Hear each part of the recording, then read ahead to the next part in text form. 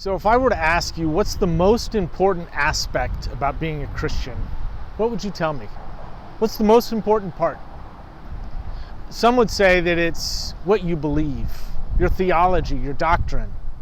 And the way that you love God is by knowing as much as you can about God and loving God with your head, with your mind, with your intellect. Others would say, it's not so much that. Really, it's more about loving God with your heart. It's about what you feel, how you experience and worship God.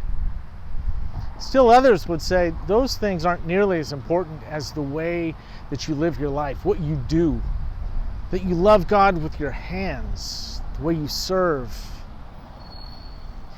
There's an old story in the Synoptic Gospels, Matthew, Mark, and Luke, and all three tell the same story about how there was a lawyer that came and tried to trick Jesus and asked him, what's the most important commandment?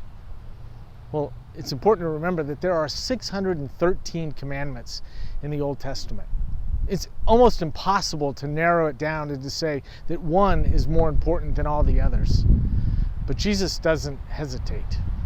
He simply responds and says, well, what do you think? Puts it back on the lawyer. And the lawyer says, I think that we should love the Lord our God with all of our heart and our mind and our strength. That we should love God fully and completely, and that we should love our neighbor as we love ourselves. And Jesus looked at him and said, that is a good answer.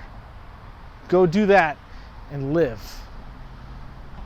This Sunday at University Christian Church, we'll be celebrating Higher Education Sunday, which is why I'm on the campus of TCU.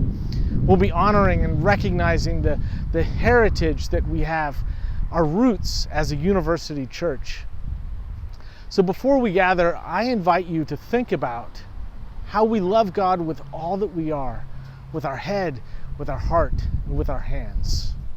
And I'll look forward to worshiping with you on Sunday.